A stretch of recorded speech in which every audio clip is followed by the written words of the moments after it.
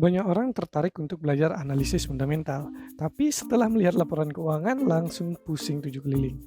Tenang, Blimin juga mengalami hal yang sama dan ini yang Blimin lakukan. Sebagai investor pemula, kita bisa mempelajari secara bertahap. Salah satunya dengan mempelajari rasio-rasio sederhana ini terlebih dahulu. Analisis fundamental berlandaskan bahwa membeli saham sama dengan membeli perusahaan. Jadi yang harus dipelajari adalah kondisi bisnis perusahaan. Untuk memudahkan, mari kita analogikan seperti ini. Karena mau kembali ke kampung, temanmu akan menjual bisnis cuci motor miliknya. Dia menawarkannya kepadamu di harga 100 juta. Apakah yang akan kamu pertimbangkan sebelum membelinya? Yang pertama tentu berapa keuntungannya. Tentu Blimin ingin mengetahui berapa keuntungan yang dihasilkan oleh bisnis cuci motor tersebut selama 1 tahun. Nah, dalam investasi saham, rasio ini dikenal dengan Return on Equity atau ROE. Perbandingan keuntungan perusahaan per tahun dibandingkan modal yang digunakan. Pada kasus ini modalnya adalah 100 juta untuk membeli bisnis cuci motor tersebut. Jadi jika keuntungan per tahun adalah 30 juta, maka returnnya adalah 30%. Tentu saja, semakin tinggi return atau pendapatannya semakin bagus. Blimin menggunakan acuan 3 kali dari suku bunga deposito. Seandainya suku bunga deposito saat ini adalah 4%, maka setidaknya Blimin hanya akan membeli perusahaan dengan return 12% per tahun. Cara mendapatkan rasio ini juga cukup mudah. Umumnya bisa ditemukan di aplikasi sekuritas ataupun Yahoo Finance. Misalnya di sini saya menggunakan aplikasi sekuritas ajaib. Langkah pertama yang harus dilakukan adalah temukan saham yang ingin dicari rasionya. Misalnya di sini saya menggunakan contoh BBCA. Klik sahamnya, kemudian akan muncul tampilan seperti ini. Di bawah ini ada pilihan menu, kemudian klik case statistik.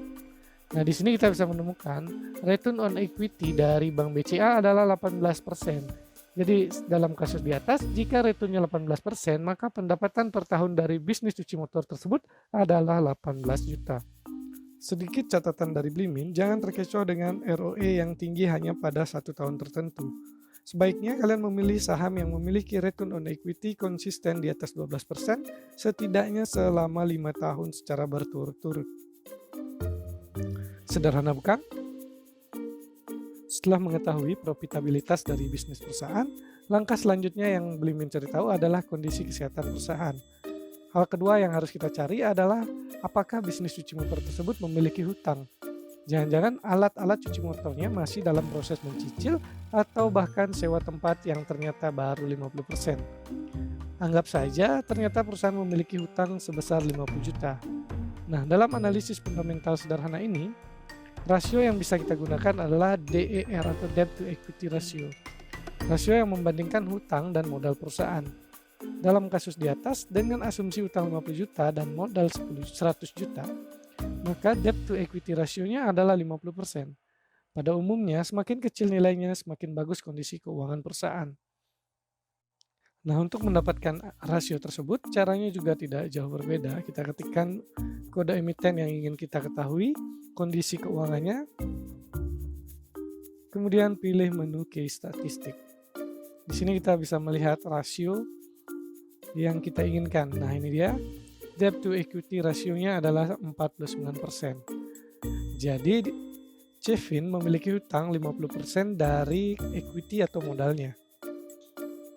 Dan poin terakhir setelah mengetahui profitabilitas dan kondisi kesehatan perusahaan adalah apakah harga yang ditawarkan menarik.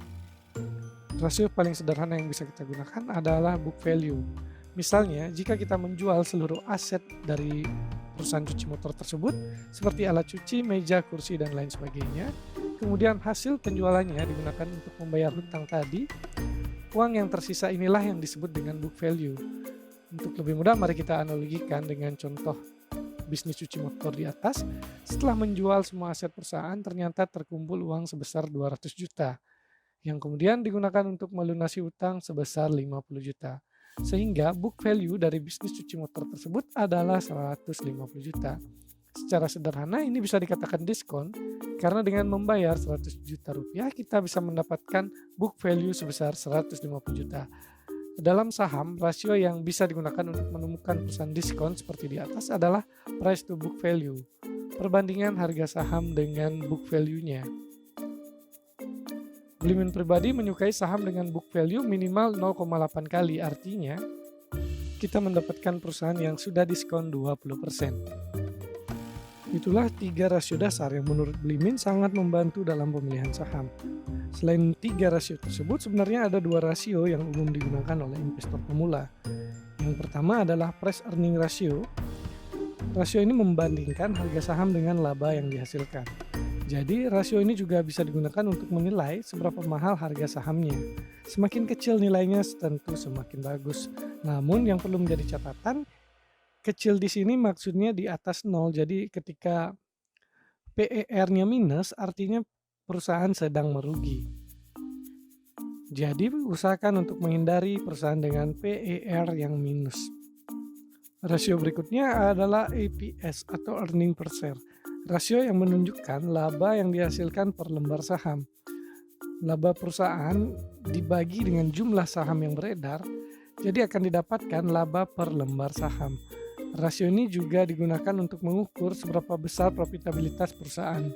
Semakin besar EPS-nya tentu semakin bagus. Untuk mendapatkan 2 rasio di atas caranya juga sama. Kita bisa kembali ke menu yang tadi, ketikkan saham yang diinginkan, kemudian pilih menu key statistik. Kalian scroll ke bawah lebih dalam, di sini kita bisa melihat earning per share dari saham Civin adalah Rp259 per lembar. Artinya, jika laba perusahaan dibagi dengan setiap lembarnya, itu setara dengan Rp259 per lembar. Kemudian untuk PER, di sini seringkali memang disebutkan sebagai PE atau price to earning. Artinya, perbandingan laba dengan harga saham saat ini adalah 17 kali. Itulah 5 rasio dasar yang bisa kalian pelajari sebelum belajar analisis fundamental lebih jauh. Terakhir, Blimin bukan analis saham profesional, bukan investor sukses, dan hanya orang biasa yang sedang belajar investasi saham. Jika ada penjelasan yang melenceng, silakan tinggalkan saran di kolom komentar.